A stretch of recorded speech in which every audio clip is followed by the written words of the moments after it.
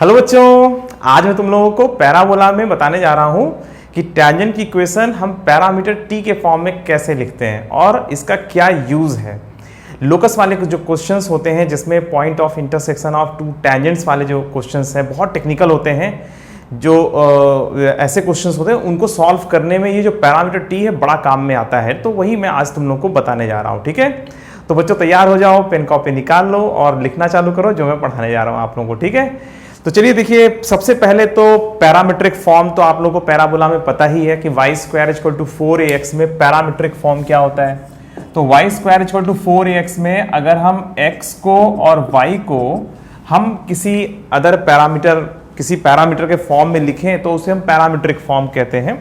तो x बराबर 80 square और y बराबर 280 कह देते हैं। ठीक है, तो x बराबर 80 स्क्वायर और y बराबर 280 इसका पैरामीट्रिक फॉर्म है। और वैसे भी तुम अगर y की वैल्यू यहाँ पर 280 रख दो, 280 का होल स्क्वायर और 4a, और x की वैल्यू को 80 स्क्वायर रख दो तो ये सेटिस्फाई कर जाएगा। देखो हो गया ना, ये 4a स्क्वायर टी स्क्वायर और ये भी 4a स्क्वायर टी स्क्वायर आ जाएगा। कुल मिलाकर के x बराबर अगर 80 स्क्वायर रख देते तो y की वैल्यू 280 आती है। यहाँ पे प्लस माइनस नहीं लेते, सिर्फ प्लस लेते हैं क्योंकि एक पैरामीटर से एक पॉइंट आना चाहिए। अब ये पॉइंट का क्या कॉन्सेप्ट है, देखो पैरामीट्रिक फॉर्म जो बनाया गया है तो ये सबसे बढ़िया जो काम आता है तब आता है जब हमें किसी पॉइंट को एज्यूम करना होता है। ठीक है, किसी जनरल पॉइंट को एज्यूम जब करना होता है तो हम पैरामीटर के फॉर्म में हम उसे मान लेते हैं। देखो जैसे Y square equal to 4ax है, Y square equal to 4ax, और इस पर हमें कोई पॉइंट लेना है। मान लीजिए कोई वेरिएबल पॉइंट है।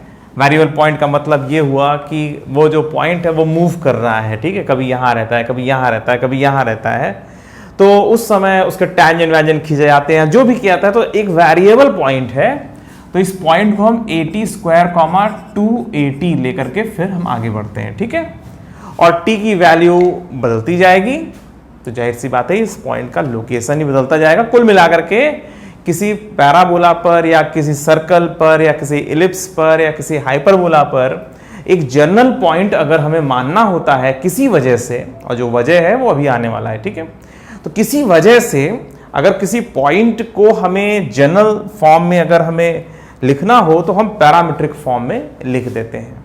अब देखो जैसे y बराबर एक्स स्क्वायर है, ठीक है, इस पर एक जनरल पॉइंट लिखना है तो हम उसको क्या लिख सकते हैं, t कॉमा टी स्क्वायर लिख सकते हैं कि नहीं। देखो ध्यान से, अगर x बराबर तुम t ले लोगे तो y की वैल्यू ऑटोमेटिक t स्क्वायर हो जाएगी। तो x बराबर t तो y बराबर टी स्क्वायर, तो t कॉमा टी स्क्वायर इस पर एक जनरल पॉइंट है। अब तुम t की वैल्यू 1 रख लो तो ये 1 कॉमा 1 आ जाएगा। ठीक है, t बराबर 2 ले लो तो ये 2 कॉमा 4 पॉइंट आ जाएगा। t बराबर 3 ले लो तो ये 3 कॉमा 9 हो जाएगा। समझ में आ रही बात, t की वैल्यू बदलने से जो भी पॉइंट आएगा वो पैराबोला के ऊपर ही रहेगा, चिंता नहीं करो, उसके बाहर नहीं चला जाएगा। t की वैल्यू -1 ले लो तो ये कितना आएगा, -1,1। ठीक है, यहां पहुंच जाएगा। तो अगर आप इस पर एक general point t comma T square कहते हो तो t की वैल्यू लगातार बदलते जाने से जो है पॉइंट अपनी लोकेशन बदलने लगता है। ठीक है, अपनी लोकेशन लगातार बदलता चला जाता है। ठीक है, तो इस तरीके से, हाँ, तो t की वैल्यू जैसे 1 ले लिया तो ये 1,1, t की वैल्यू -1 ले लिया तो ये -1,1। भाई t की वैल्यू -1 रख के देखो। ठीक है, तो एक जनरल पॉइंट मानने में बड़ा काम आता है पैरामीटर। ठीक है, तो पैरामीट्रिक फॉर्म जनरली जो है पॉइंट के लिए बनाया गया है, मतलब इसमें सबसे अधिक फायदा हमें करता है। तो लोकस वाले क्वेश्चंस जो ज्यादा टेक्निकल होते हैं उनमें ये बड़ा काम आता है। तो पैरामीट्रिक फॉर्म से अगर आप लोग आगे बढ़ोगे तो अच्छी तरीके से आप सॉल्व जल्दी कर पाओगे। ठीक है, और अगर मान लीजिए आप पैरामीट्रिक फॉर्म में नहीं मानते हो तो जाहिर सी बात है आपको x1 y1 मानना पड़ेगा, और x1 y1 मानना पड़ेगा तो x1 y1 के फॉर्म में टैंजेंट की इक्वेशन लिखनी पड़ेगी। जब नॉर्मल पढ़ाऊंगा तो नॉर्मल की भी इक्वेशन जो है लिखनी पड़ेगी, तुम उससे भी सॉल्व कर सकते हो। और एट द लास्ट फिर y1 square equal to 4ax1 का यूज करके आप x1 y1 में कुछ और जो है सॉल्व करने की कोशिश करते हो। तो फिलहाल अभी तुम लोग को मैं बताना चाहता हूं कि अगर कभी आप लोग क्वेश्चन में पैराबोला पर किसी पॉइंट को लेने की जरूरत पड़ जाए तो तुरंत आप उसे पैरामीट्रिक फॉर्म में ले लीजिएगा, और पैरामीट्रिक फॉर्म से क्वेश्चन सॉल्व करना पैराबोला में बहुत आसान होता है। कई गुना आसान कर देता है पैरामीटर, ये जो टी लिखा हुआ है, ठीक है। और फिलहाल यहाँ पर जो है 0.80² 280 कह दिया गया, ठीक है। तो इसको मैं P80² 280 भी कह सकता हूँ और इसको ऐसा भी लिख सकता हूँ, ठीक है। अगर मैं ऐसा लिख देता हूँ तो ये समझ लेना कि ये एक ऐसे पॉइंट की बात हो रही है जहाँ पर पैरामीटर T है, तो तुम तुरंत समझ लेना कि 80² 280 है वहाँ पे, ठीक है।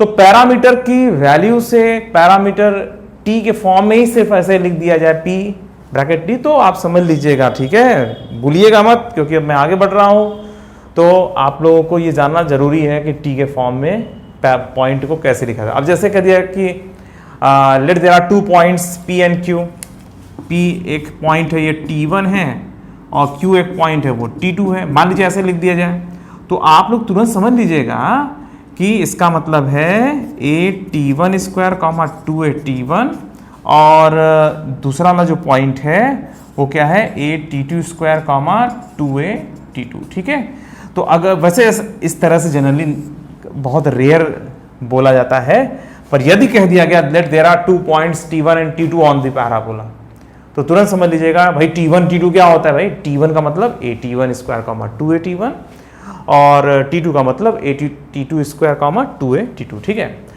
फिलहाल यहाँ पर जो है ये जो पॉइंट है 80² 280, यहाँ पर हमें टैंजेंट की एनालिसिस करनी है, और टैंजेंट में फिर लोकस वाले क्वेश्चंस को हमें देखना है किस तरीके से हम सॉल्व करते हैं, ठीक है। तो फिलहाल यहाँ पर मैं एक टैंजेंट खींचना चाहता हूँ, तो इस टैंजेंट को हम ऐसे बनाएंगे, ठीक है। तो इस टैंजेंट की इक्वेशन को हमें लिखना है, ठीक है। तो तुम लोगों को याद है मैंने पिछली क्लास में तुम लोगों को बताया था x1 y1 के फॉर्म में टैंजेंट का इक्वेशन, याद है? भूल गए? याद है क्या था? याद है?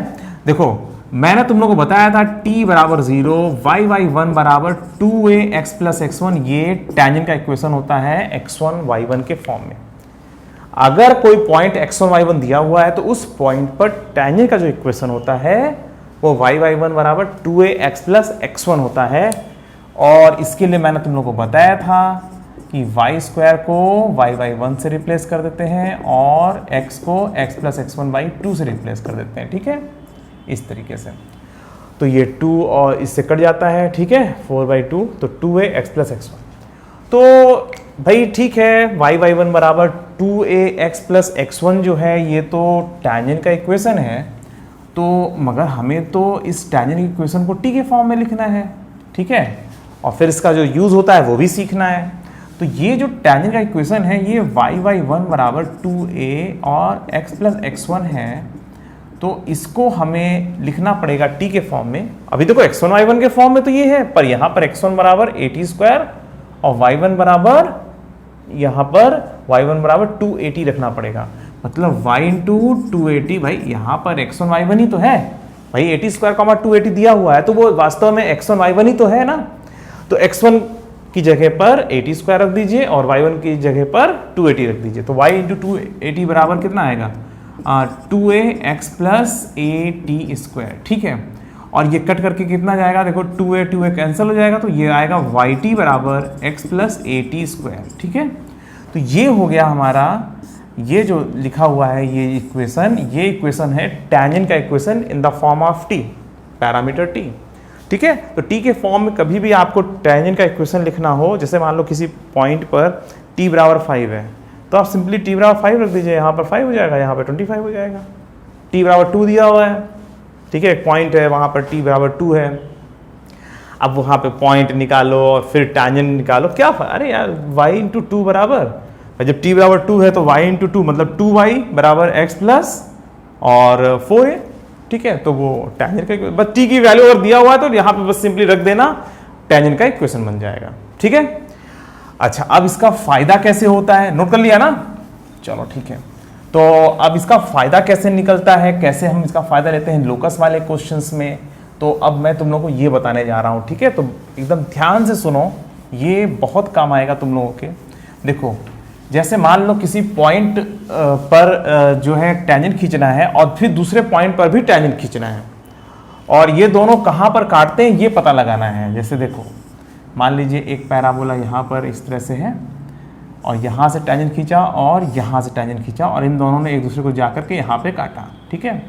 जैसे मान लीजिए ये पॉइंट है AT1 स्क्वायर कॉमा 281, ठीक है, और ये वाला पॉइंट है मान लीजिए QAT, ये ऐसे मैं मान सकता हूँ ना।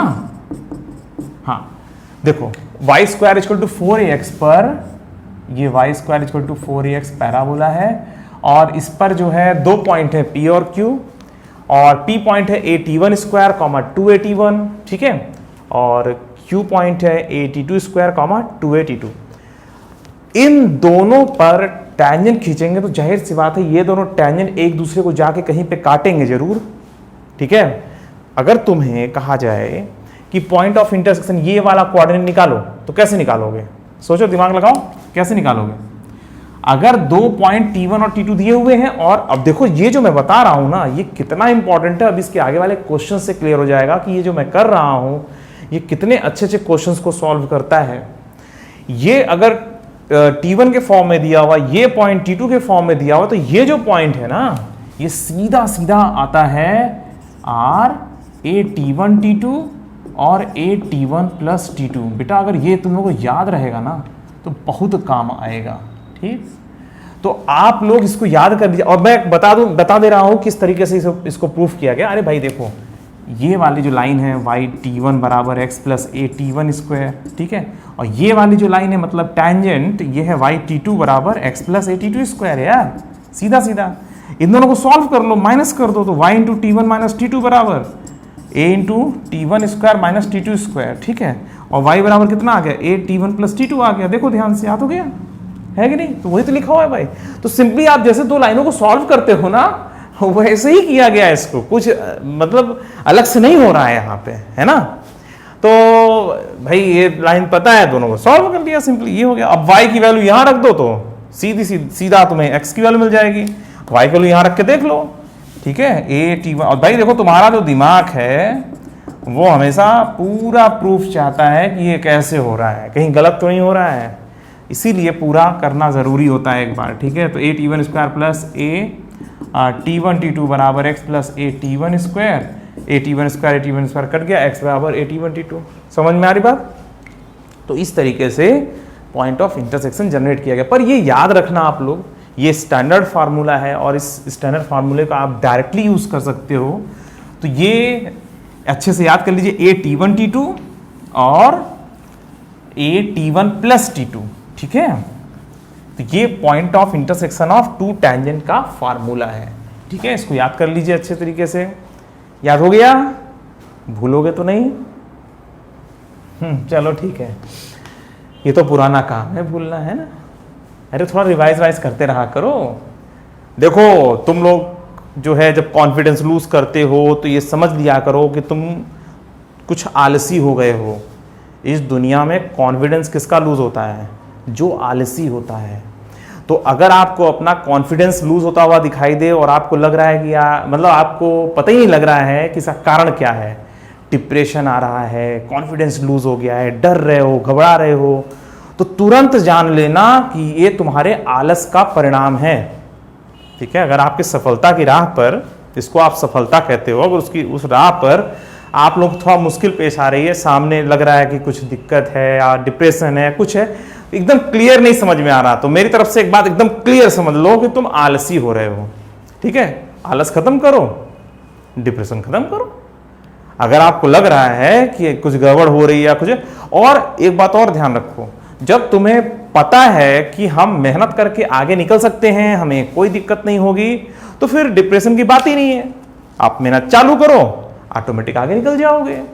शंका मत करो कि हम मेहनत भी करेंगे और फेल भी हो जाएंगे, ये सब शंका करने का कोई मतलब नहीं है। आप मेहनत करो, आज तक यही हुआ है इस दुनिया में, मेहनत करने वाला इंसान फेल नहीं होता, ठीक है। मेहनत करो, मन लगा के मेहनत करो और ये भरोसा रखो कि यार आज तक सबके साथ सही हुआ है तो हमारे साथ भी कुछ अच्छा हो जाएगा। और क्या अच्छा हो जाएगा, क्या मिल जाएगा, अरे वो सब ऊपर वाले के हाथ में छोड़ा करो, ठीक है। अरे उसका बहुत तरीका है तुम्हें बहुत कुछ देने का, तुम बस अपना एक काम किया करो, हमें अपना काम करना है, मेहनत करनी है, और मेहनत करने से सबको जब सफलता मिली हुई है, सब लोग आगे बढ़े हुए हैं, तो हम भी मेहनत करेंगे और आगे बढ़ जाएंगे। ठीक है, इधर उधर नजर मत करना, बस लगे रहो लगे रहो लगे रहो। ठीक है, आलतू फालतू सोचोगे तो भाई फंस जाओगे। आप इधर उधर मत सोचो, बस एक बात पे भरोसा करो कि आज तक जब सब लोग सफल हुए हैं मेहनत करके, तो हम भी सफल हो जाएंगे। बस हो गया, काम खत्म। ठीक है, चलो, तो ये P और Q 2 पॉइंट अगर हमें T1 और T2 के फॉर्म, और इसका जो यूज है वो भी भाई जब तक मैं तुम्हें बताऊंगा नहीं तब तक तुम्हें मजा आएगा नहीं। तुम कहोगे अरे सर ये पढ़ तो रहे हैं, ठीक है, क्यों पढ़ रहे हैं? तो उसका कारण है, मैं अभी बताने वाला हूं बेटा, थोड़ा सा वेट करो, है ना। तो अगर ये पॉइंट P पता है, ये पॉइंट Q पता है, तो R पॉइंट आपको मिल जाता है इस तरीके से। तो अब इसका यूज क्या है, चलो मैं इसमें कुछ क्वेश्चंस तुम्हें कराता हूं और तुम्हें समझ में आ जाएगा कि इसका यूज क्या है, किस तरह के क्वेश्चन में कितना मजेदार यूज होता है। ठीक है, एक बात बताओ कि अगर मान लो दो वेरिएबल पॉइंट्स ऐसे हैं पैराबोला के ऊपर, दो वेरिएबल पॉइंट्स ऐसे हैं इस पैराबोला के ऊपर कि जो है दोनों का जो पैरामीटर है उनका डिफरेंस 5 है, मान लीजिए। ठीक है, डिफरेंस 5 है, मतलब एक का पैरामीटर 2 है तो एक का -5 है। ठीक है, एक का अगर 4 है तो एक का -1 है। ठीक है, एक का 7 है तो एक का 2 है। तो कुल मिलाकर के एक पॉइंट दिया हुआ है 281 और ये 82 स्क्वायर कॉमा 282। ठीक है, तो इसमें क्वेश्चन में ये है कि let there are 2 points P and Q on the parabola y square is equal to 4ax। Let 2 points P and Q are such that on the parabola y square is equal to 4ax such that the difference of the parameters of these points P and Q is always 5. ठीक है, the difference of the parameter is 5.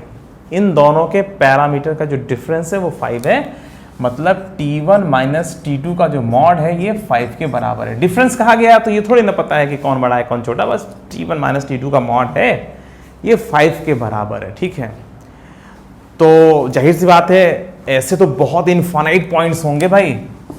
अगर मान लीजिए 7 है parameter तो एक parameter 2 है। ठीक है, ऐसे ही मान लीजिए एक है 4 तो एक -1 है। 4 और -1 का डिफरेंस कितना होता है? 5। ठीक है, एक मान लीजिए 1 है तो एक -4। ठीक है, तो ऐसे पेयर में बहुत ढेर सारे पॉइंट्स होंगे। और मैं जो पूछने जा रहा हूं इसमें, इन दोनों पर टेंजेंट खींचा गया, जैसे यहां और यहां। ठीक है, तो ऐसे जो ग्रुप में हैं वो सारे पॉइंट्स पर टेंजेंट खींचा गया और फिर इन सब को मिलाया गया और फिर यही मैं लोकस पूछूंगा। ठीक है, मैं एक बार और क्वेश्चन रिपीट कर रहा हूं तो आप लोग नोट कर लीजिएगा। Let there are 2 points P and Q on the parabola y square is equal to 4ax such that the difference of the parameters of these 2 points is always 5. Now 2 tangents are drawn at the point P and Q. Now 2 tangents are drawn at the point P and Q which are intersecting each other at the point R. ठीक है, now 2 tangents are drawn on the parabola. Now 2 tangents are drawn at the point P and Q which are intersecting each other at the point R. ठीक है, P और Q पर tangent खींचा गया, they are intersecting each other at the point R. ठीक है, और हमें पता है कि अगर ये दोनों का लोकेशन बदल रहा है तो पॉइंट R का भी लोकेशन बदलेगा। ठीक है, अगर ये जो है यहाँ पर और यहाँ पर है, मतलब ये 4 और यहाँ पर -1 है पैरामीटर, तो ये पॉइंट आएगा। इसी तरीके से अगर ये 1 और ये -4 है तो वो पॉइंट यहाँ चला आएगा। डिफरेंस अभी भी बना हुआ है -5। ठीक है, अगर ये 7 है और ये 1 है कुछ ऐसा करके तो ये यहाँ पे आएगा, ऐसे ही करके। तो ये ठीक है, तो जब तुमसे कहा गया 2 पॉइंट्स हैं, वेरिएबल पॉइंट्स हैं और उन दोनों पॉइंट्स के पैरामीटर का डिफरेंस खाली दिया हुआ है, तो जाहिर सी बात है अगर एक पॉइंट अपनी लोकेशन को बदलेगा तो उसके रिस्पेक्ट में दूसरा पॉइंट भी अपने लोकेशन को बदल लेगा, ताकि पैरामीटर्स का जो डिफरेंस है वो 5 बना रहे और पैरामीटर का डिफरेंस ही दिया हुआ है और कुछ नहीं दिया हुआ है इस क्वेश्चन में। ठीक है, you have to find out the locus of R, R का लोकस पता लगाना है जिसको हम h, k कह देंगे, ठीक है। एक बार फिर से क्वेश्चन को रिपीट कर दे रहा हूं। Let there are 2 points p and q on the parabola y square बराबर 4ax such that the difference of the parameters at these 2 points p and q is always 5. Now two tangents are drawn at the point p and q which are intersecting each other at the point r. Find the locus of r. ठीक है, ऐसे कहा गया। और इसमें तुमसे ये नहीं कहा गया कि जो है तुम किस मेथड से सॉल्व करो, कैसे करो, बस आपको बस कह दिया गया पैरामीटर का जो डिफरेंस है वो 5 है। तो अब आप बताइए कि इनके इंटरसेक्शन का जो लोकस है, इनके इंटरसेक्टिंग पॉइंट का जो लोकस है वो क्या होगा। मतलब ये जो है इस रास्ते पे जाएगा, देखते हैं क्या होता है अभी थोड़ी देर में, ठीक है। तो देखो आपको लोकस निकालना है इस पॉइंट का, तो हम लोग इसको h, k कह देते हैं, और h की वैल्यू हमें पता है a_t1 t2 है और k की वैल्यू पता है हमें a_t1 + t2 है। तो ये आपको तुरंत याद आ जाना चाहिए, ठीक है। जब भी locus of point of intersection of tangents कहा जाएगा, locus of point of intersection of two tangents on the parabola y square = 4ax, जब कभी ऐसा तुम सेंटेंस देखना तुरंत समझ लेना कि h = a_t1 t2 और k = a_t1 + t2 लेकर के लोकस के क्वेश्चन को सॉल्व करना है। और इसमें जनरली लोकस वाले क्वेश्चन ही बनाए जाते हैं, मैक्सिमम जो है लोकस वाले क्वेश्चन रहते हैं इस तरह में, ठीक है। तो फिलहाल आपके पास ये पॉइंट h a_t1 t2 आ गया, k जो है आ गया a_t1 + t2। अब हमारा काम ये, और देखो यहाँ पर T1 भी बदल रहा है, T2 भी बदल रहा है, बस इन दोनों में एक डिसिप्लिन है कि हाँ T1 - T2 का जो मॉड है वो 5 के बराबर होता है। मगर एक बात है, T1 T2 दोनों बदल रहे हैं, ठीक है। और जो T1 T2 के बदलने से h और k बदल रहे हैं, भाई लोकेशन बदल रही है पॉइंट r की। देखो ऐसे क्वेश्चन में ना एक बात ध्यान रखना कि जब आप लोकस निकालना करो, किसी भी क्वेश्चन में जब आपको लोकस निकालना होता है तो एक माइंड से तो कर ही लो। और मैंने तुम लोग को कोऑर्डिनेट का जो बेसिक्स है वो बता रखा है और प्लेलिस्ट में मैंने डाल दिया है, तो आप लोग उसको जरूर पढ़ लीजिएगा, ठीक है। स्ट्रेट लाइन से संबंधित, पॉइंट से संबंधित, है ना, शिफ्टिंग ऑफ ओरिजिन से संबंधित, ये सब जो है मैंने आप लोगों को करा दिया है। स्लोप से संबंधित बहुत सी सारी बातें हैं इनफैक्ट, तो वो सब मैंने बता रखा है। आप लोग प्लेलिस्ट में जा करके पॉइंट एंड स्ट्रेट लाइन वाली प्लेलिस्ट को खोल लीजिएगा और उसमें जितना दिया हुआ है उसको टाइम निकाल के पढ़ लीजिएगा, ठीक है। तो जो भी ज़रूरत पड़ती है वो सब उसमें दिया हुआ है, आप उसको पढ़ लीजिएगा।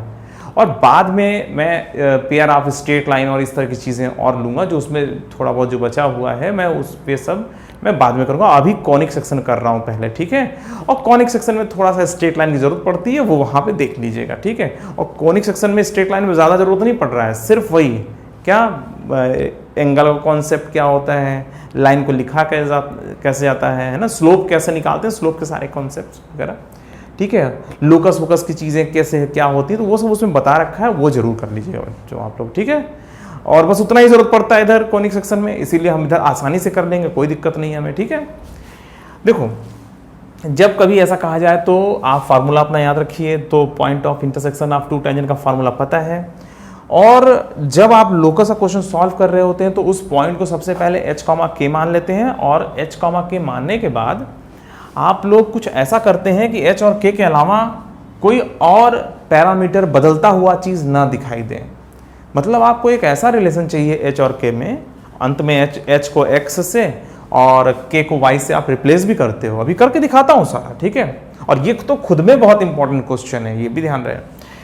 देखो ये जो T1 T2 दिख रहा है, h और k के अलावा T1 और T2 भी बदल रहे हैं। तो h और k एक दूसरे के रिस्पेक्ट में कैसे बदल रहे हैं यही पता लगाना होता है। तो आपका काम ये होता है कि h और k किसी भी जगह पर लोकस क्वेश्चन में h और k के अलावा कुछ भी और दिया हुआ है जो बदल रहा है उसे आप हटा दोगे। h और k के अलावा T1 और T2 दोनों बदल रहे हैं, तो T1 और T2 को तुम्हें गायब करना है, दिमाग में बैठाओ। h और k के अलावा कोई भी अदर पैरामीटर होगा, बदलने वाला चीज होगा, उसे हटना पड़ेगा, तभी लोकस का आंसर आएगा, ठीक है।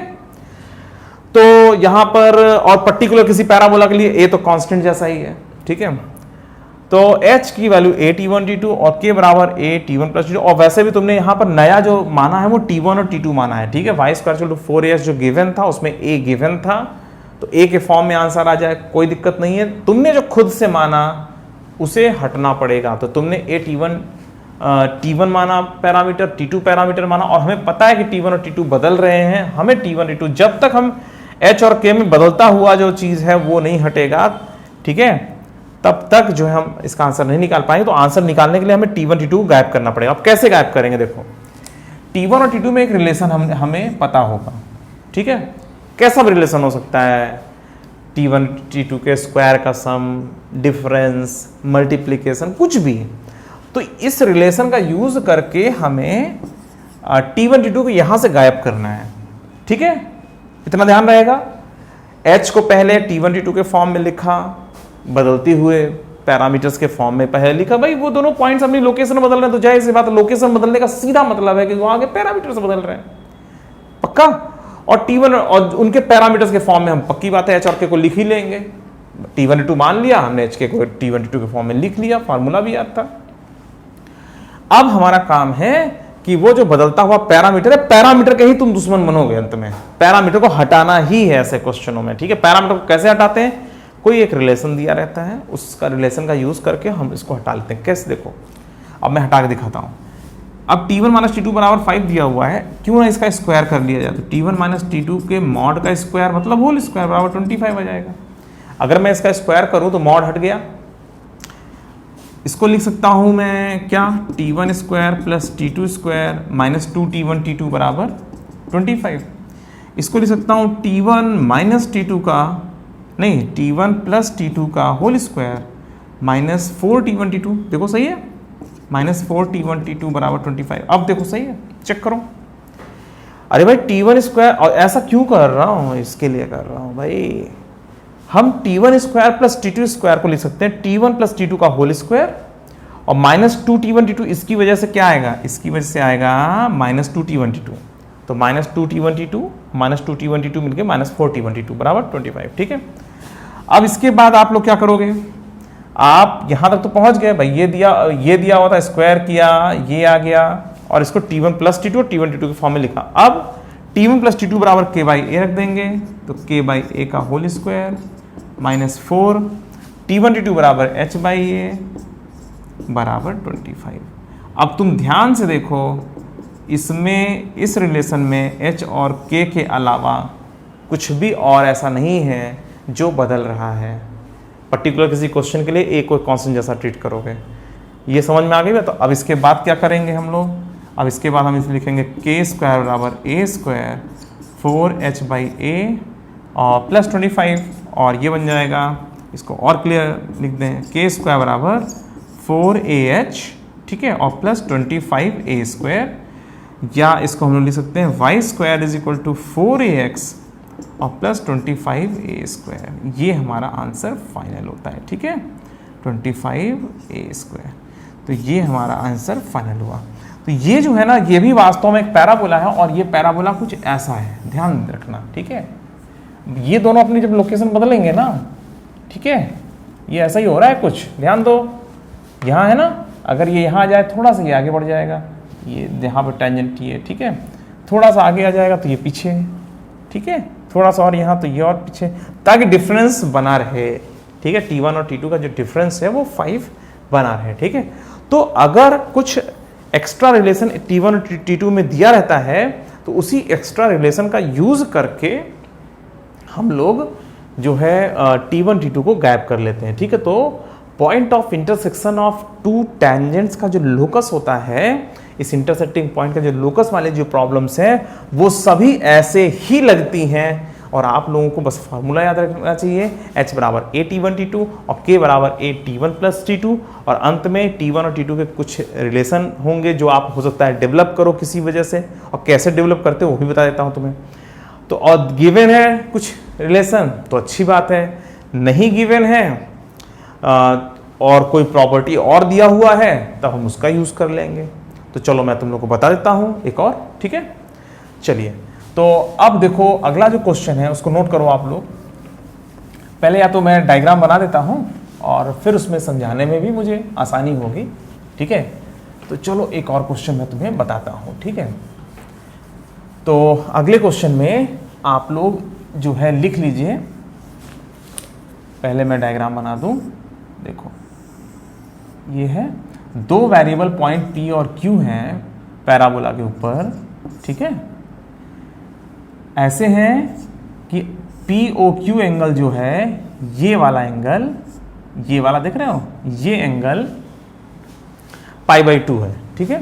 ये एंगल क्या है, π/2, करेक्ट। और भाई जब अगर ये π/2 तो जाहिर सी बात है तो इसकी इनफाइनाइट सिचुएशंस होंगी। देखो इन दोनों का, भाई ऐसा भी हो सकता है, ऐसा भी हो सकता है, ऐसा भी हो सकता है, और हर सिचुएशन में अंतिम में टेंजेंट किया जा रहा है। समझ में आ रही बात, ये क्लियर। और ये जो दिख रहा है ना, इन्हीं तीनों को मिलाना है। तो क्वेश्चन ये है कि let there are two variable points P and Q on the parabola y² बराबर 4ax such that let there are 2 points P and Q, let there are 2 variable points, ठीक है, let there are 2 variable points P and Q on the parabola y² is equal to 4ax such that the angle, लिखते चलो, the angle POQ is always π/2, ठीक है। let there are 2 points P and Q on the parabola y² is equal to 4ax such that the angle POQ is π/2 always, where O is the origin, ठीक है। find the locus of point of intersection of, क्या कह रहा हूं, find the locus of point of intersection of the two tangents drawn at P and Q. Find the locus of point of intersection of two tangents drawn at the point P and Q, ठीक है। P और Q पर आपने tangent खींचा तो ये दोनों tangent एक दूसरे को जाके कहाँ पे कट करते हैं, इसी पॉइंट का लोकस आपको निकालना है। और सिचुएशन बहुत ढेर सारी हैं, ठीक है, इसको मैं क्लियर कर दे रहा हूँ। एक जैसे सिचुएशन ये है, ठीक है, एक सिचुएशन ऐसे भी हो सकती है, ठीक है, ये देख रहे हो ऐसे। तो ये लगातार ना, ये ऐसे बदलता रहेगा, ठीक है, ये जो है बदलता रहेगा, ऐसा बदल रहा है कि बीच में ये जो एंगल है हमेशा π/2 बना हुआ है। तो कुछ फिक्स नहीं हो रहा है इसमें कि मतलब P और Q पॉइंट फिक्स नहीं हो रहे हैं। P की लोकेशन बदलेगी तो Q की लोकेशन बदल जाएगी, और ऐसा बदल जाएगी कि P और Q जो एंगल है ये π/2 लगातार बना रहे। और जब P और Q अपनी लोकेशन बदल रहे तो जाहिर सी बात है पॉइंट R भी अपना जगह बदलता चला जाएगा, और जो जगह बदलता जा रहा है, ये जिस रास्ते पर ये घूमेगा उसी रास्ते का इक्वेशन बताना, उसी रास्ते को हम लोकस कहते हैं, ठीक। तो बच्चों बड़ा मजेदार क्वेश्चन है, इस क्वेश्चन के बारे में आपकी क्या राय है? चलो अच्छा, तुम्हारी एक राय तो ये पक्की होगी, तो h बराबर a_t1 t2 कर लेंगे और k बराबर a_t1 + t2 कर लेंगे, ठीक है। ये तो तुम्हें समझ में आ ही गया, ये तो रटा रटाया है। Point of intersection of to tangents कर दिया, बस h बराबर a_t1 t2 और k बराबर a_t1 + t2 कर देंगे, ठीक है। तो पॉइंट ऑफ इंटरसेक्शन फार्मूला तो पता है बेटा, अब ये करने पर बहुत समझदारी नहीं है। ये π/2 दिया हुआ है तो t1 और t2 में क्या रिलेशन होगा? हाँ देखो, यहां पर p को a_t1² और 2a_t1 कहना है और q को a_t2। ये जो पैरामीटर में हम लोग ले जा रहे हैं ना बार बार, इससे बड़ा फायदा होता है। देख लो, एक बार बताऊं तुम्हें, पैराबोला में ये जो पैरामीटर आया है ना, इसकी वजह से चैप्टर आसान हो जाता है, ठीक है। फार्मूले इतने अच्छे अच्छे बन जाते हैं और बने हुए हैं कि इनको आप याद रखिए खाली। अरे कितने फार्मूले हैं, 10 फार्मूले होंगे ज़्यादा, 10 से भी कम है यार। इनको अच्छी तरीके से याद रखो। टेंजेंट का है, नॉर्मल का है, और कॉर्ड वॉर्ड का तो है ही है, कॉर्ड ऑफ कॉन्टेंट वगैरह, वो तो नॉर्मल जैसे होते हैं फार्मूले बाकी चैप्टर में वैसे। तो आप लोग इन फार्मूलों को अच्छी तरीके से याद रखिए, आप लोगों को बहुत काम आएगा, और बड़े बड़े क्वेश्चन से बड़े आसानी से ये निपटा देता है क्वेश्चन, है ना। चलो फिलहाल R का लोकस निकालना है। h बराबर a_t1 t2 हो गया, k बराबर a_t1 + t2 हो गया। अब कैसे t1 t2 गायब करें? हमारे दुश्मन t1 t2 है, t1 t2 तुम्हारे दुश्मन है, तुम्हें t1 t2 गायब करना है। अब खोजो क्वेश्चन में क्या दिया हुआ एक्स्ट्रा। क्वेश्चन में ये दिया हुआ एक्स्ट्रा कि p और q एंगल हमेशा π/2 होता है। तो तुम लोग को याद है वो स्लोप वाला जो m1 m2 बराबर -1, स्लोप का प्रोडक्ट -1 होता है अगर दो लाइनें आपस में परपेंडिकुलर हो।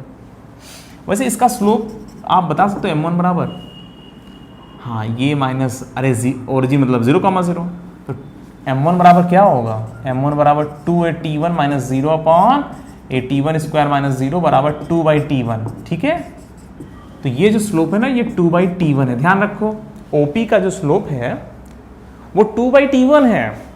ठीक है, अरे कैसे, y2 minus y1 upon x2 minus x1 वाला रूल जो होता है वो रूल लगा करके y का डिफरेंस अपॉन x का difference.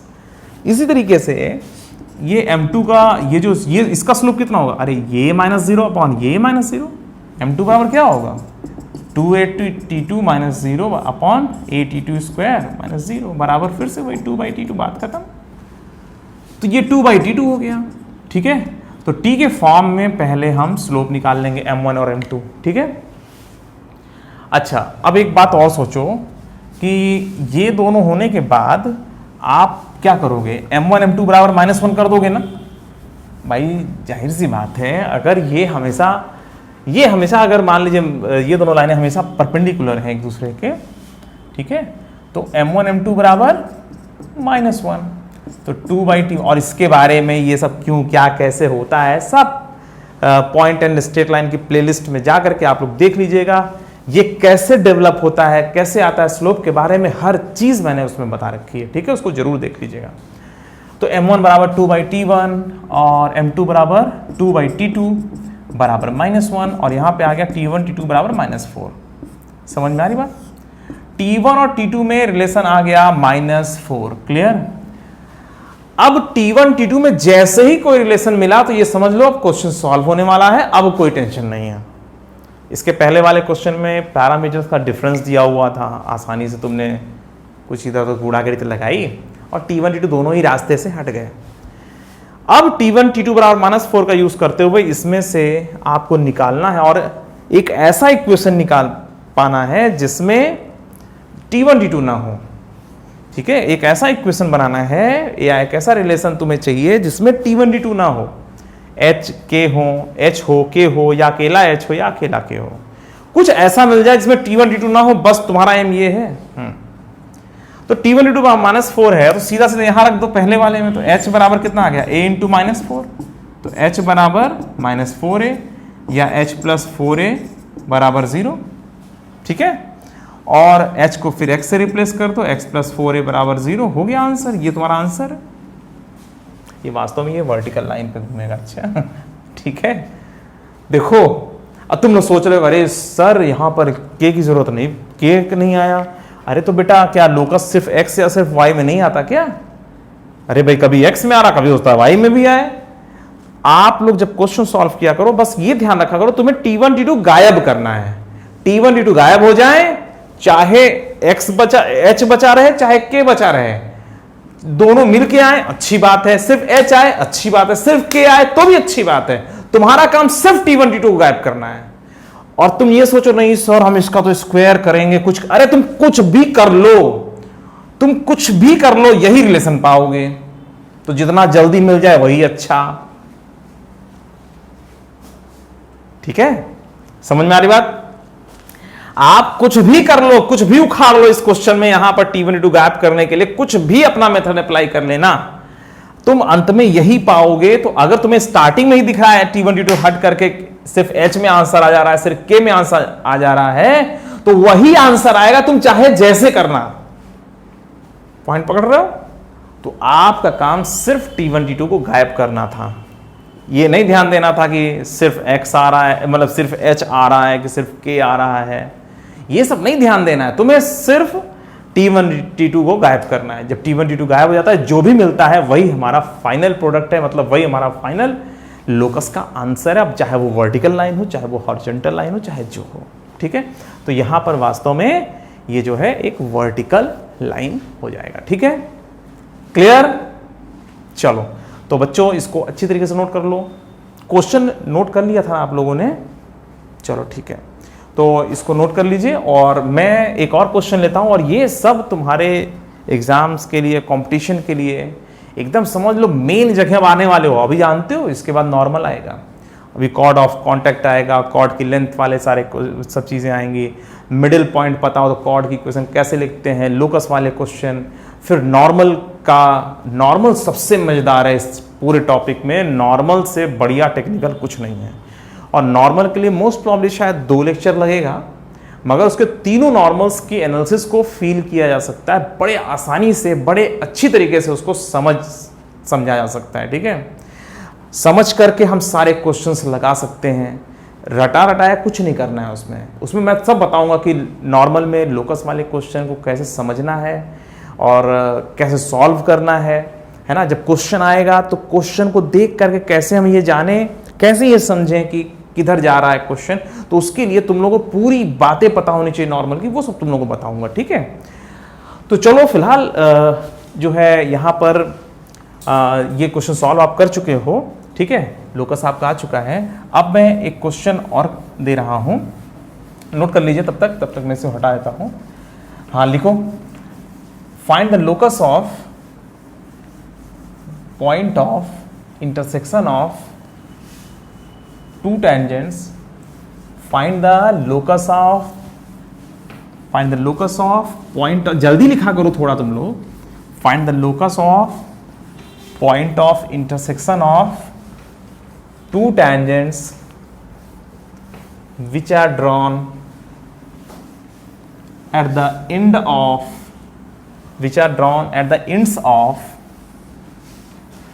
focal chord, which are drawn at the ends of focal chord.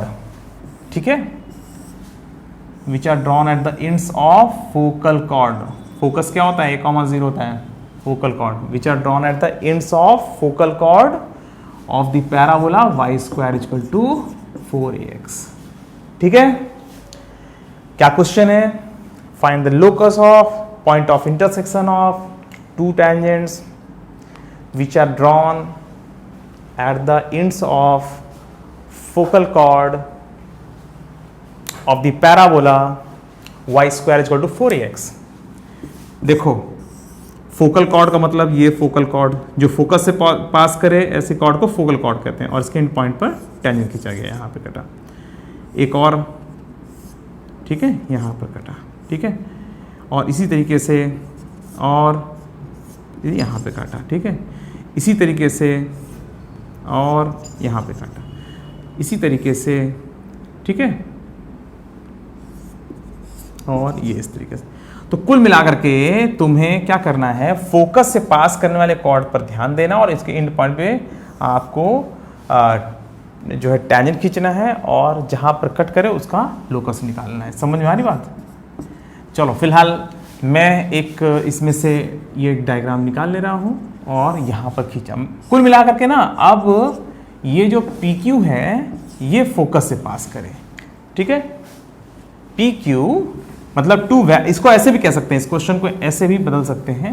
Late there are 2 points P and Q on the parabola y square is equal to 4ax such that the line PQ is passing through the focus, ठीक है। PQ की property दी हुई है कि passing through, इसके पहले वाले question में POQ एंगल π/2 दिया हुआ था, पर यहां पर क्या दिया हुआ है, PQ is passing through the focus, ठीक है। हाँ, now 2 tangents are drawn at the point P and Q which are intersecting each other at the point R. Find the locus of R. Focal cord के and point पर tangent खींचो, जहां पर काटे उसका लोकस निकालो, ठीक है। सेंटेंस कैसे हो सकता, होने दो, ठीक है। अब इस पॉइंट का लोकस, तो तुम्हें सबसे पहला काम इसको क्या लिखना है, बोलो, हाँ बोल तो रहे हो आप, सब लोग बोल रहे हो, कुछ चोरी भी कर रहे होंगे, हाँ ठीक है। तो उस पॉइंट P को 81 स्क्वायर 281 ले लिया, इस पॉइंट को ले लिया 82 स्क्वायर 282, और हमें पता है कि P और Q बदल रहे हैं। P अगर यहाँ आ जाएगा Q अपने आप यहाँ भाग जाएगा, P यहाँ जाएगा तो Q अपने आप यहाँ भाग जाएगा, क्योंकि PQ को फोकल कॉर्ड बनना है। और हर सिचुएशन में एंड पॉइंट पर टेंजेंट खींचना और सब जहाँ काटे जहाँ पे कट रहा है वो सारे पॉइंट्स को मिलाना भी है। तो उसमें से एक पॉसिबल हमने डायग्राम बना लिया। तो चलो बताओ क्या करते हैं। H बराबर याद हो गया K बराबर AT1 प्लस T2। बहुत बढ़िया। तो ये वाला काम तो बहुत बढ़िया है, point of intersection of to tangents AT1 T2 और AT1। और जो मैं ये करा रहा हूं ना बेटा, ऐसे ही तुम्हें और भी जो क्वेश्चंस आने वाले हैं उनमें भी यही करना होता है, पैरामीटर को ही गायब करना होता है, बस ये फार्मूला बदल जाएगा। यहां पर नॉर्मल खींचो, यहां पर नॉर्मल खींचो, तो ये जो पॉइंट है भाई ऐसा भी तो सकता है। पी क्यू पर टैंजेंट खींचा तो यहां काटा, पी क्यू पे नॉर्मल खींचते तो यहां पे भी आगे काटता। समझ में आ रही बात? तो उस समय ये पॉइंट का जो कोऑर्डिनेट है T1 T2 के फॉर्म में वो थोड़ा सा बदल जाएगा। फिलहाल यहां पर टैंजेंट की एनालिसिस कर रहे हैं तो नॉर्मल की बात क्यों करें, है कि नहीं? वैसे ही लोडेड हो तुम लोग को लगता है रे मेरे ऊपर कितना प्रेशर है, लगता है ना तुम लोगों को? छोटी बुद्धि है ना, इसलिए लगता है तुम्हारे दिमाग पर प्रेशर है। इस समय तुम्हारे दिमाग पर सबसे कम प्रेशर है जिंदगी में, ठीक है? अगर एक जिम्मेदार जिंदगी की बात करें तो बहुत कम प्रेशर है, कुछ नहीं प्रेशर है। तुम्हारे लिए जो लोग लगे हुए हैं ना परिवार में, उनके ऊपर प्रेशर बहुत होता है, ठीक है? आपके यहाँ जो अर्निंग मेंबर हैं, वो जो किस तरह से मेहनत करते हैं, किस तरह तुम्हारे लिए सारी चीज़ों का इंतजाम करते हैं, उनके ऊपर बहुत प्रेशर है, वो दिखाते नहीं बस, ठीक है? अरे आप लोग मज़ा लीजिए, आप लोग छोटे छोटे बच्चे हो, कितना है आपकी एज? 20 से कम हो यार। तो अभी आप डिसिप्लिन रखो दिमाग में, ठीक है, अपने वर्क में सब जगह। और आप ये जो छोटा सा काम मिला हुआ है ना पढ़ाई का, इस काम को अच्छे से कर लो, ठीक है? इस छोटे से काम को करने के बाद बहुत बड़ा है ना चीज़ मिलेगा, है ना? तो इस समय आपके पास ऑप्शन है, आप कामचोरी मत करना बस। कामचोरी करोगे पता चल जाएगा, है ना? किसको पता चलेगा? तुम्हें पता चल जाएगा, और क्या। आप लोग रोज सुबह उठते हो, शीशे के सामने खड़े होते हो, तो पूछा करो कि क्या हमने काम चोरी की है लास्ट टाइम, मतलब पिछले दिन क्या हमने काम चोरी करी है, ठीक है? अपनी नज़र से नज़र मिलाया करो। अगर अपनी नज़र को मिला सकते हो शीशे के सामने खड़े होकर के, तो मतलब तुम सही ट्रैक पर हो। और नहीं नज़र मिला पा रहे हो तो क्यों नहीं मिला पा रहे हो, उसकी एनालिसिस करो। और कुछ तो मजाक मेरे हमने समझमासी करी है, फिर भी हम शीशे के सामने अपने को देखेंगे, तो ऐसा मत किया करो। तुम्हारे दिल में तुम्हें पता है, तुम्हारे अंदर तुम्हें सब कुछ पता है कि तुम क्या करके आगे बढ़ सकते हो। अगर मान लो कोई फेलियर आदमी या फेलियर इंसान तुम्हारे सामने हो और वो तुमसे ये पूछ रहा हो कि हम कैसे आगे बढ़ें, तो तुम सारी थ्योरी बता दोगे कि भाई ये कर लो आगे बढ़ जाओगे, ये कर लो आगे बढ़ जाओगे, ये कर लो आगे बढ़ जाओगे। तो वही अपने ऊपर क्यों नहीं अप्लाई करते? जब तुम दूसरों को हर चीज़ बता सकते हो तो अपने ऊपर पहले अप्लाई करो, ठीक है? जब अपने ऊपर अप्लाई करके तुम प्रैक्टिकल कर लोगे, ठीक है, तो दूसरों को और कॉन्फिडेंस के साथ बता पाओगे सब चीज़ें, ठीक है? तो किसी सच के बारे में अगर आपको पता लगाना है, ये सब की मेहनत करने से आगे बढ़ जाते हैं, है ना? जो आपके टीचर्स बता रहे हैं, जो आपके माता पिता आपको अच्छी राय देते हैं, चीज़ें बताते हैं, तो आप लोग उन सब चीज़ों करके प्रैक्टिकली उसको प्रूफ कर लो कि हाँ ये जो कह रहे हैं वो एकदम सही है। और फिर जब आप किसी और को बताओगे तो आप पूरे कॉन्फिडेंस के साथ बताओगे और दूसरों को उस पर भरोसा भी होगा, ठीक है? तो आप लोग मेहनत करिए, कुछ मत सोचा करिए इधर से उधर, ठीक है? और अपनी नज़र में अच्छा बनिए, किसी और की नज़र में नहीं, ठीक है? अपनी नज़र में अगर तुम अच्छे रहोगे तो हमेशा आगे बढ़ते रहोगे। इस दुनिया में भगवान ने सबके लिए बहुत कुछ दिया हुआ है। इस दुनिया में भगवान ने जिसको भी भेजा है ना, उसके लिए सफिशिएंट चीज़ें हैं, उसके जीने खाने के लिए, हर चीज़ के लिए, ठीक है? ये तो इंसान है ऐसा कि जिसको अपनी ज़रूरत से बहुत ज़्यादा चाहिए, इतना ज़्यादा चाहिए कि वो आत्महत्या करने की कगार पर पहुँच जाए। आजकल इंसान क्या हो रहा है, आगे बढ़ता जा रहा है और खोखला होता जा रहा है। देखो अभी न्यूज़ में जो आती रहती है न्यूज़, पता चला एक अरबपति इंसान है, उसने आत्महत्या कर ली। एक आदमी है, उसका हर साल 100 करोड़ का फ़ायदा होता था, और एक साल क्या हुआ, उसका 50 करोड़ का फ़ायदा हुआ, खाली फ़ायदा हुआ 50 करोड़ का। तो उसने देखा, उसने सोचा कि मेरा पिछले साल 100 करोड़ का फ़ायदा हुआ था, इस बार सिर्फ 50 करोड़ का फ़ायदा हुआ है। हाँ, उसको जीने का ही मन नहीं कर रहा है, उसने गलत सलत काम कर लिए। अरे बेवकूफ़, तुम इतना आगे सफलता की सीढ़ियों पर चढ़ते हुए इंसान खोखला होता चला जाता है कभी कभी। अगर इंसान सफलता के रास्ते पर आगे बढ़ रहा है तो उसको मजबूत भी होते चले जाना चाहिए। मजबूती में भी सफलता मिलते चली जानी चाहिए। आज इंसान के पास मान लो 1 लाख रुपए है, हम एक बात कर रहे हैं जिससे जल्दी समझ में आता है, ये पैसा कोई सफलता का पैमाना नहीं है, ये भी जान लो। जैसे मान लो किसी के पास 1 लाख रुपए है और वो अपने आप को इतना सफल मान रहा है, ठीक है। उसके पास 1 करोड़ हो गया, उसने अपने आप को और सफल माना। उसके पास 100 करोड़ हो गया, उसने अपने आप को और सफल माना।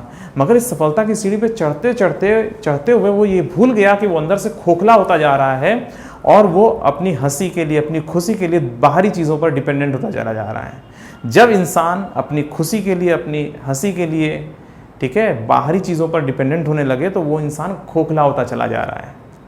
हम वहाँ जाएंगे, घूम के आएंगे, तब हमें खुशी मिलेगी, ये खोखलेपन की निशानी है। बहुत बड़ी बात कह रहा हूँ। हम अगर ये कर लेंगे तो खुश होंगे, हमने इतना पैसा कमाया है, चलो इसको यहाँ खर्च कर लेंगे तो खुश होंगे, चलो रेस्टोरेंट चलते हैं वहाँ खुश होंगे। जब आप अपनी खुशियों के लिए और अपनी हंसी खुशी सब ये सब के लिए अगर आप दूसरी चीज़ों पर बाहरी चीज़ों पर डिपेंडेंट होने लगते हो, तब जो है इंसान खोखला होने लगता है। तभी इंसान खोखला होता है। आप खोखले, मतलब आपके लिए नहीं कह रहा हूँ, चलो मैं एक जनरल तरीके से कह रहा हूँ कि जब कभी इंसान अपनी खुशियों के लिए बाहरी चीज़ों पर डिपेंडेंट होने लगे, तब तुरंत समझ लेना कि वो इंसान अंदर से खोखला हो रहा है और जरा सा तूफान आएगा उसकी ज़िंदगी में, उसके प्रोफेशनल लाइफ को लेकर या किसी भी चीज़ को लेकर के, वो इंसान टूट जाएगा। ठीक है, तो हमेशा ध्यान रखना कि सफलता की सीढ़ियों पर चढ़ते चले जाओ, लगातार सफल होते जाओ। ईश्वर करे खूब सफल हो, अंदर से भी बाहर से भी। मैं जब कहता हूँ सफल हो जाओ तो मेरा 2 मतलब होता है, 2 क्या, मेनली तो एक ही मतलब होता है, 90% कह दो एक ही, कि अंदर से मजबूत होते चले जाओ। जो इंसान अंदर से मजबूत होता है ना, वो सफल है। बाहरी चीज़ों से सफलता नहीं है, दिखने वाली चीज़ें जो होती हैं ना, उनसे सफलता नहीं है। आप अंदर ही अंदर मुस्कुरा रहे हो, अपने में ही खुश हो ले रहे हो, तो बहुत बड़े, मतलब कई पूर्व जन्मों के बड़े कर्म किए होंगे तुमने, अच्छे अच्छे कर्म किए होंगे कि तुम अपने अंदर ही खुश रह पा रहे हो। ठीक है, तो आपको अंदर से सफल होना है। बाहरी दुनिया में दिखता कुछ है, होता कुछ है ना। अरे बहुत कुछ है, नींदें नहीं आ रही है, ये खाक सफलता है। बहुत कुछ है, अपने परिवार के साथ समय ही नहीं बिता पा रहे हैं, अरे खाक सफलता है। क्या कर रहे हो जिंदगी में? ठीक है, तो सबसे ज़रूरी काम है कि आप अपने को अंदर से मजबूत बनाओ, और अंदर से मजबूती के लिए कुछ भी ज़रूरत नहीं है। एक ही समय पर एक इंसान इतना खुश हो सकता है कि दुनिया भर को लुटाने लगेगा सब कुछ, और उसी सिचुएशन में कोई दूसरा आदमी अपनी ज़िंदगी ख़त्म करने के लिए सोचने लगेगा। तो डिपेंड करता है कि आपने अनलिमिटेड उधर देखा कि अनलिमिटेड इधर देखा। अपने से नीचे देखोगे तो खुश रहोगे, अपने से ऊपर देखोगे तो हमेशा दुखी रहोगे। और कुछ भी हो, अंदर से मजबूत अपने आप को बनाना है बस। ठीक है, अंदर से मजबूत रहोगे तो हमेशा खुश रहोगे। और अंदर से मजबूती के बाद, और देखो एक चीज़ और, कि अगर आप अंदर से मजबूत हो तो दूसरों के लिए भी अच्छे वर्क करने हैं आपको। ठीक है भाई, अगर ईश्वर ने आपके ऊपर कृपा की है कि आपको अंदर से मजबूत बना दिया, या आपने खुद बना लिया है, और वैसे खुद क्या बनाते हो, सब ईश्वर की कृपा से ही बनाते हो। आपके अंदर भी तो ईश्वर ही बैठा हुआ है जो आपकी हेल्प कर रहा है। ठीक है, या आप अपनी ही हेल्प कर रहे हो, आप सब कुछ हो। ठीक है, तो आपने अगर अपने आप को अंदर से मजबूत बना लिया है तो आपकी पूरी जिम्मेदारी बनती है कि आप अपनी इस अच्छाई को, या अपने इस चीज़ को जितना हो सके उतना डिस्ट्रीब्यूट कर दो, और बाकी छोड़ दो, दूसरे के भाग्य में जो होगा वो एक्सेप्ट कर लेगा। ठीक है, चलिए, तो फिलहाल h की वैल्यू 8t1 t2 और k की value 8t1 plus t2। Clear? तो अब आपके सामने सिचुएशन ये है कि t1 t2 गायब करना है। h को आपने t1 t2 के फॉर्म में लिखा, k को आपने t1 t2 के फॉर्म में लिखा। अब तुम्हारा काम ये है कि t1 t2 गायब कर देना है। और t1 t2 गायब कैसे करोगे? तो अब ये फोकल कॉर्ड का कॉन्सेप्ट क्या है, और याद करो फोकल कॉर्ड के लिए मैंने आपको बताया था t1 t2 बराबर -1। जिस बच्चे को ये याद होगा वो तुरंत इसमें आगे बढ़ जाएगा। t1 t2 बराबर -1, फोकल कॉर्ड का एंड पॉइंट याद करो। मैंने आप लोगों को स्टार्टिंग लेक्चर में बताया था, फोकल कॉर्ड के एंड पॉइंट, फोकस से पास करने वाली जो कॉर्ड होती है उसके एंड पॉइंट्स के जो पैरामीटर्स होते हैं उनमें क्या रिलेशन होता है, t1 t2 बराबर -1। तो t1 t2 बराबर -1, इस रिलेशन का यूज करना है और इसको सॉल्व करना है, तो तुम्हें समझ में आ ही गया। बस यहाँ पर रखो h बराबर a t1 t2, ठीक है, क्या दिया हुआ था, h बराबर a t1 t2, और बस यहाँ पर आपने t1 t2 बराबर क्या रख दिया, -1, और ये आ गया आपका आंसर h बराबर -a, या इसके बाद क्या कर दोगे, या h प्लस a बराबर 0, अंत में h की जगह पर x लिख दोगे। अगर मान लीजिए k होता, तो k की जगह y रख देते हैं। ये इसका आंसर आ गया। वास्तव में ये डायरेक्ट्रिक्स है, इसको आगे मिला दो, ठीक है, कुछ ज़्यादा हो गया ना गोला, ठीक है, अब जो हो गया समझ लो। तो इन दोनों जहाँ पे काटा उस पॉइंट का जो लोकस है वो वास्तव में डायरेक्ट्रिक्स है, ठीक है। तो आपको करना क्या होता है, T1 T2 में एक रिलेशन आता है, T1 T2 में एक रिलेशन जब आ जाता है तो उसका यूज करते हुए यहाँ पर आप T1 T2 को गायब करने की कोशिश करते हो, और T1 T2 को जैसे ही गायब करते हो जो भी कुछ मिल जाता है वही आपका आंसर होता है। उस जो मिलता है उसमें या तो H होगा, या तो K होगा, या दोनों होंगे, तीनों ऑप्शन है आपके पास, ठीक है। अब ऐसा मत कह देना सर ना H है ना K है, ऐसा नहीं पॉसिबल है, ठीक है। तो जो T1 T2 गायब करने के बाद जो भी कुछ तुम्हें मिलता है आप उसमें जो है, अगर H है तो H को X से रिप्लेस कर देना, K है तो K को Y से रिप्लेस कर देना, और अगर दोनों हैं तो H को X से और K को Y से रिप्लेस कर देना। जो भी आपको मिलेगा वही लोकस का आंसर होगा, ठीक है। तो बच्चों आज के लिए सिर्फ इतना ही मैं बताऊंगा, और इसके बाद मैं तुम लोगों को इसके आगे की चीज़ें बताऊंगा। और इसके आगे जो क्रम में आ रहा है वो आ रहा है कॉर्ड की एनालिसिस सारी, ठीक है, और फिर उसके बाद नॉर्मल्स की पूरी एनालिसिस, कंप्लीट एनालिसिस, और जब ये दोनों हो जाएंगे तो सबको मिला करके, और कॉर्ड में जो है मिडिल पॉइंट पता हो तो कॉर्ड की इक्वेशन और उससे लोकस वाले सारे क्वेश्चंस, और उसके बाद जो है को नॉर्मल पॉइंट्स वगैरह तो नॉर्मल में ही आ जाएगा। तो इसके बाद और फिर डायरेक्टर सर्कल और फिर पोल एंड पोलर, ये सब चीज़ें करा करके तब इसको एंड करेंगे, ठीक है, ताकि आप लोगों को जेईई मेन में और जेईई एडवांस में भी खूब अच्छे से फ़ायदा हो जाए, ठीक है।